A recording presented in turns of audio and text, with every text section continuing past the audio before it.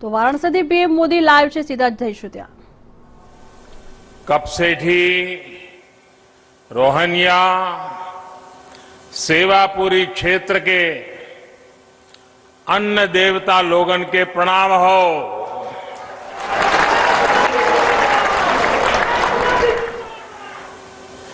आप सभी को देव दीपावली और गुरु पर्व की ढेरों बधाइयां और शुभकामनाएं।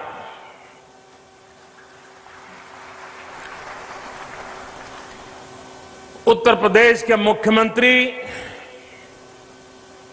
श्रीमान योगी आदित्यनाथ जी, उप मुख्यमंत्री श्री केशव प्रसाद मौर्य जी, संसद में मेरे साथी भाई रमेश चंद जी और विशाल संख्या में पधारे हुए काशी के मेरे प्यारे भाइयों और बहनों, देव दीपावली और गुरु नानक देव जी के प्रकाशोत्सव पर आज काशी को आधुनिक इंफ्रास्ट्रक्चर का एक और उपहार मिल रहा है।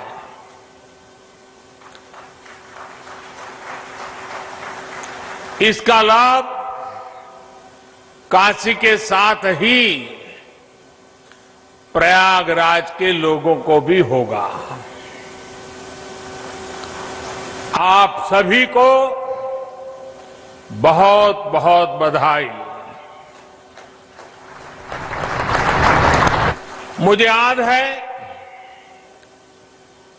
साल 2013 में मेरी पहली जनसभा इसी मैदान पर हुई थी।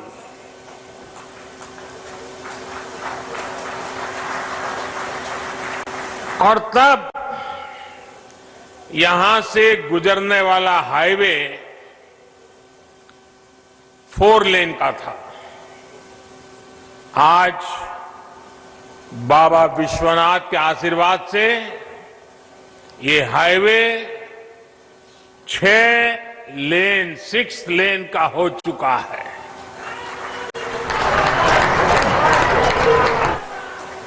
पहले जो लोग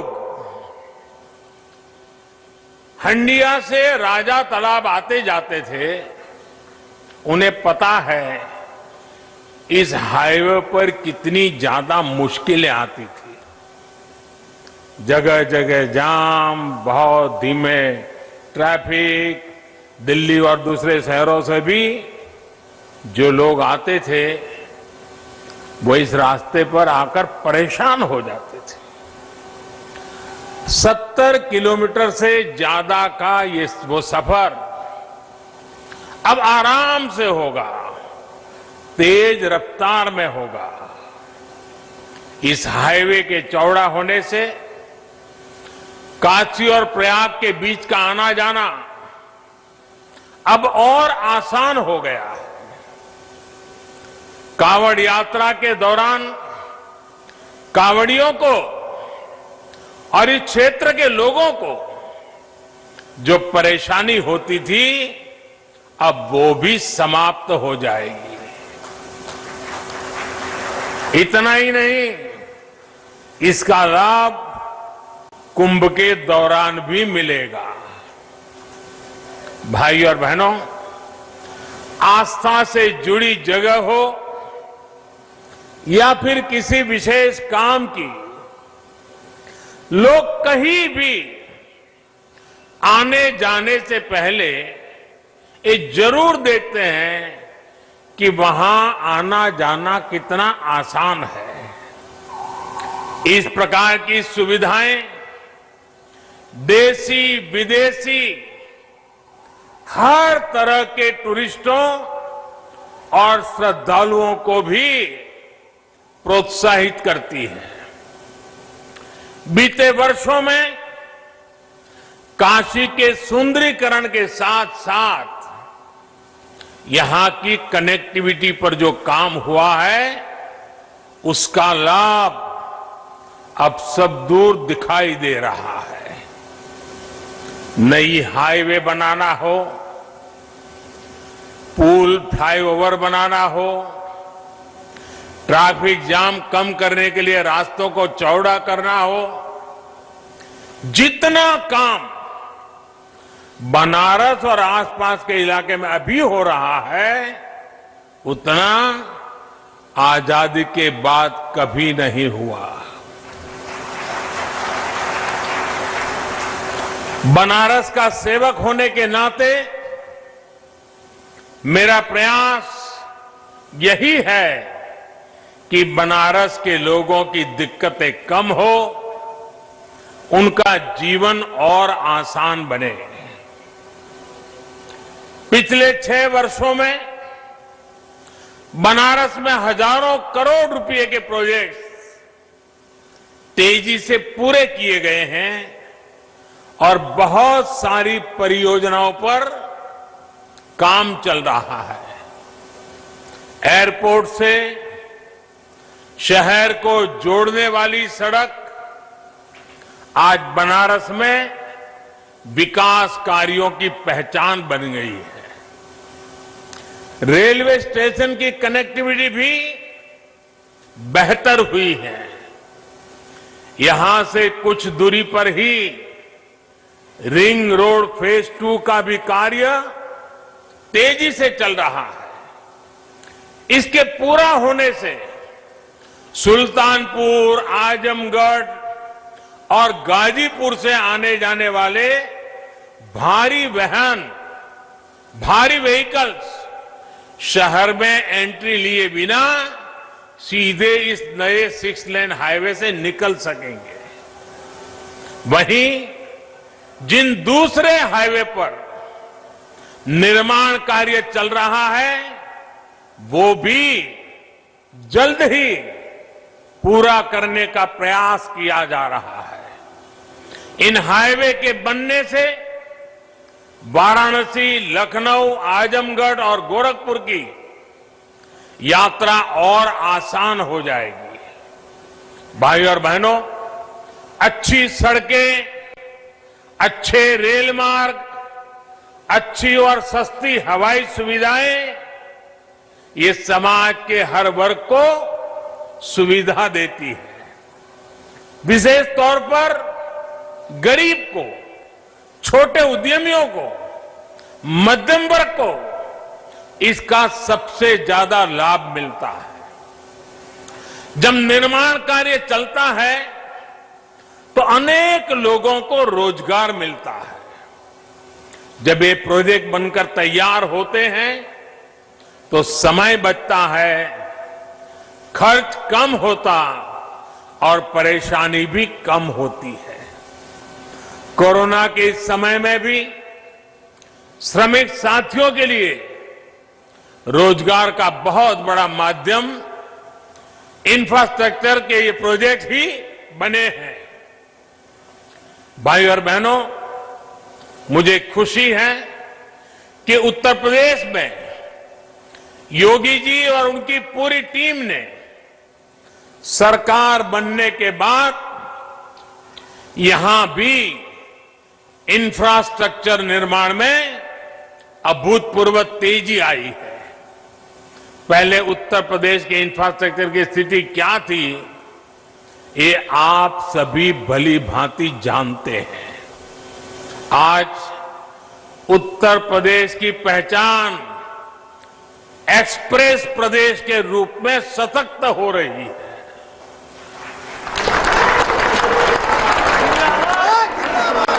यूपी में कनेक्टिविटी के हजारों करोड़ के 5 मेगा प्रोजेक्ट्स पर एक साथ काम चल रहा है। आज पूर्वांचल हो, बुंदेलखंड हो, पश्चिमी उत्तर प्रदेश हो, हर कोने को एक्सप्रेस वे से जोड़ा जा रहा है। देश के 2 बड़े और आधुनिक डिफेंस कॉरिडोर में से एक हमारे उत्तर प्रदेश में ही बन रहा है। भाइयों बहनों, रोड ही नहीं बल्कि एयर कनेक्टिविटी को भी सुधारा जा रहा है। 3-4 साल पहले यूपी में सिर्फ 2 बड़े एयरपोर्ट ही प्रभावी रूप से काम कर रहे थे। आज करीब 1 दर्जन एयरपोर्ट यूपी में सेवा के लिए तैयार हो रहे हैं। यहां वाराणसी के एयरपोर्ट के विस्तारीकरण का काम चल रहा है। प्रयागराज में एयरपोर्ट टर्मिनल जितनी तेजी से बना, उसने एक नया रिकॉर्ड ही बना दिया था। इसके अलावा कुशीनगर के एयरपोर्ट को भी इंटरनेशनल एयरपोर्ट के रूप में विकसित किया जा रहा है। नोएडा के जेवर में इंटरनेशनल ग्रीनफील्ड एयरपोर्ट पर भी तेजी से काम चल रहा है। साथियों, जब किसी क्षेत्र में आधुनिक कनेक्टिविटी का विस्तार होता है तो इसका बहुत बड़ा लाभ हमारे किसानों को भी होता है, खेती को होता है। बीते वर्षों में निरंतर ये प्रयास हुआ है कि गांवों में आधुनिक सड़कों के साथ साथ भंडारण की, कोल्ड स्टोरेज की आधुनिक व्यवस्थाएं खड़ी की जाए।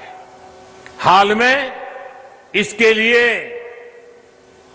1 लाख करोड़ रुपए का स्पेशल फंड भी किसानों के लिए बनाया गया है।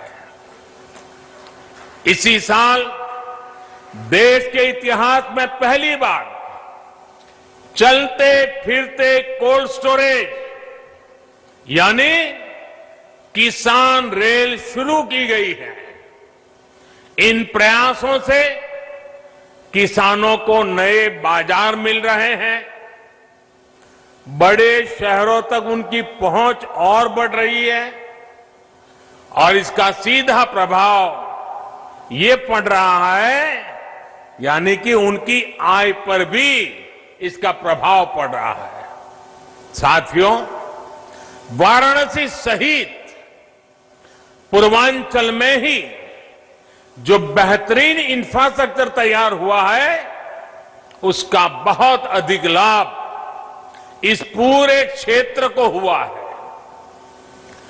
वाराणसी में पेरिसेबल कार्गो सेंटर बनने के कारण अब यहां के किसानों को अब फल और सब्जियों को स्टोर करके रखने और उन्हें आसानी से बेचने की बहुत बड़ी सुविधा मिली है।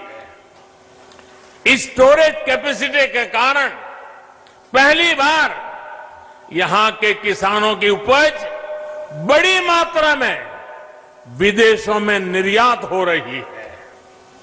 आज बनारस का लंगड़ा और बनारस की दशहरी आम लंदन और मिडल ईस्ट में अपनी खुशबू बिखेर रहा है।